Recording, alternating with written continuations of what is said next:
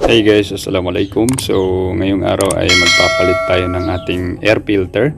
So medyo madumi na kasi yung air filter ng ating Hyundai Accent. So ito guys is nabili ko siya sa Shopee.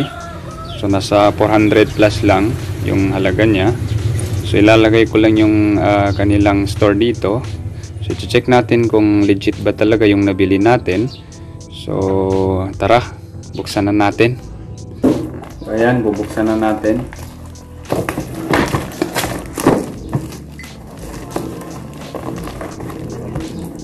So tingnan natin kung magkakasya siya doon or kasya ba siya doon sa ating Hyundai Accent. So legit naman guys, ayan. So ngayon susubukan natin siya ilagay doon. Okay, so buksan lang natin guys.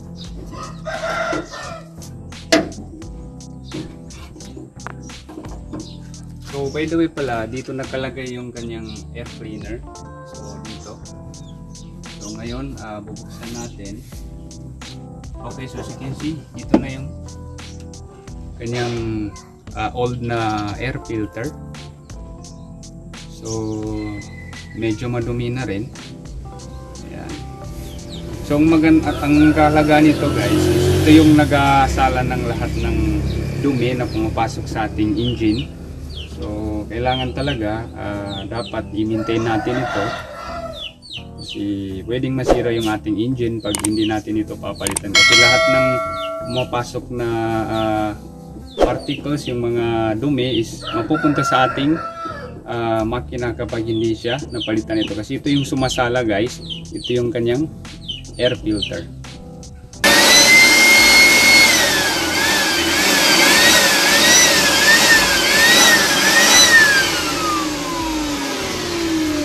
Bago natin ilagay guys yung bago, is kailangan natin linisan muna ito. Yung paglalagyan natin. Patag lang.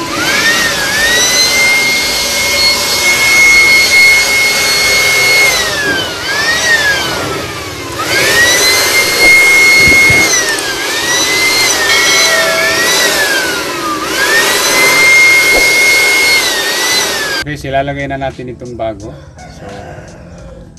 Ganito lang maglagay. So meron naman ditong palatandaan. So ayan, ganyan lang yung paglagay. Ayan. So kasya naman siya. Okay.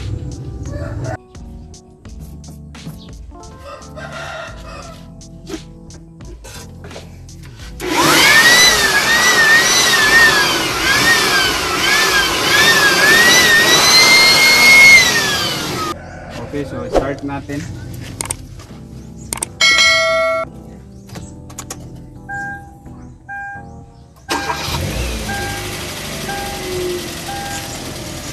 So, ganun lang kasimple magpalit ng ating air filter ng ating Hyundai Accent. So, I hope nakatulong ito sa inyo. Again, thanks for watching and don't forget to subscribe and like this video. Maraming salamat and wassalam.